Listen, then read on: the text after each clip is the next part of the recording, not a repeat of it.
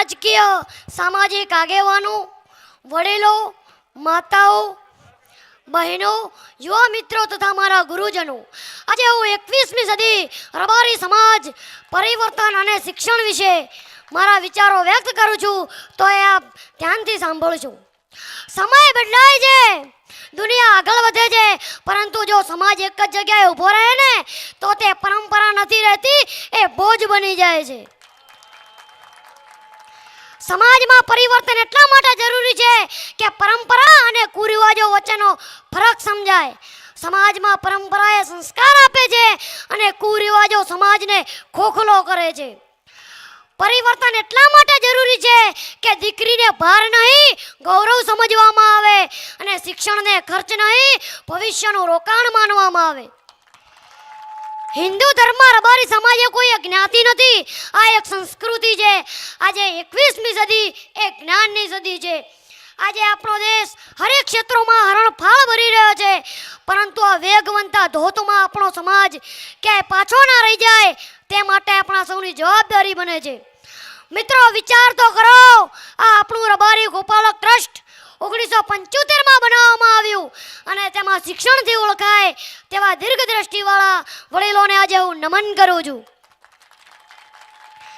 આપણે અત્યારે જ્યારે આ ભવિષ્ય સમા સંકુલમાં ઉપસ્થિત થયા છીએ અને હું તો કહું છું કે અહીં એક રબારી સમાજની યુનિવર્સિટી કેમ ન બને?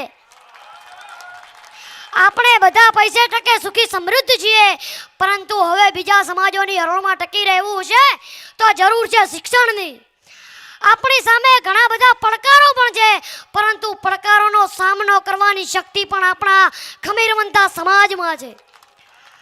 આપણો સમાજ થોડા સમયથી વ્યસન, ખોટા દેખાવડા અને અંધશ્રદ્ધા તરફ આડે રસ્તે ચડી ગયો છે, અને આ બધી જ બાબતોથી બચવાનો શ્રેષ્ઠ ઉપાય છે ફક્ત શિક્ષણ. આજના યુગમાં વાત કરીએ તો આપણી જ્ઞાતિ ખૂબ જ ભોળી અને રોયલ બ્લડ માનવામાં આવે છે. એટલે જ એક કવિએ કહ્યું છે કે અમે રબારી નથી, ભ્રષ્ટાચારી નથી, વ્યભિચારી નથી, વિકારી નથી, શિકારી નથી, મન ભિખારી, એ જ અમે રબારી. આવડતથી અમીરી, શાનદાર ખુદદારી, જાનદાર ખુમારી, અમર અવતારી, દિલથી દિલદારી, એનું નામ જ રબારી. અસ્તુ જય હિન્દ ભારત. રાજકીય સામાજિક આગેવાનો, વડીલો, માતાઓ, બહેનો, યુવા મિત્રો તથા મારા ગુરુજનો, આજે હું 21મી સદી રબારી સમાજ પરિવર્તન અને શિક્ષણ વિશે મારા વિચારો વ્યક્ત કરું છું, તો એ આપ ધ્યાનથી સાંભળજો. સમય બદલાય છે, દુનિયા આગળ વધે છે, પરંતુ જો સમાજ એક જ જગ્યાએ ઊભો રહે ને તો તે પરંપરા નથી રહેતી, એ બોજ બની જાય છે. સમાજમાં પરિવર્તન એટલા માટે જરૂરી છે કે પરંપરા અને કુરિવાજો વચ્ચેનો ફરક સમજાય. સમાજમાં પરંપરા એ સંસ્કાર આપે છે અને કુરિવાજો સમાજને ખોખલો કરે છે. પરિવર્તન એટલા માટે જરૂરી છે કે દીકરીને ભાર નહીં, ગૌરવ સમજવામાં આવે અને શિક્ષણને ખર્ચ નહીં, ભવિષ્યનું રોકાણ માનવામાં આવે. હિન્દુ ધર્મમાં રબારી સમાજ એ કોઈ જ્ઞાતિ નથી, આ એક સંસ્કૃતિ છે. આજે 21મી સદી એ જ્ઞાનની સદી છે.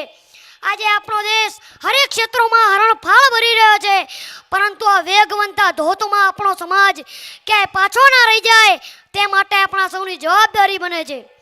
મિત્રો, વિચાર તો કરો, આ આપણું રબારી ગોપાલક ટ્રસ્ટ 1975માં બનાવવામાં આવ્યું અને તેમાં શિક્ષણથી ઓળખાય તેવા દીર્ઘદ્રષ્ટિવાળા વડીલોને આજે હું નમન કરું છું. આપણે અત્યારે જ્યારે આ ભવિષ્ય સમા સંકુલમાં ઉપસ્થિત થયા છીએ અને હું તો કહું છું કે અહીં એક રબારી સમાજની યુનિવર્સિટી કેમ ન બને? આપણે બધા પૈસે ટકે સુખી સમૃદ્ધ છીએ, પરંતુ હવે બીજા સમાજોની હરોળમાં ટકી રહેવું છે તો જરૂર છે શિક્ષણની. આપણી સામે ઘણા બધા પડકારો પણ છે, પરંતુ પડકારોનો સામનો કરવાની શક્તિ પણ આપણા ખમીરવંતા સમાજમાં છે.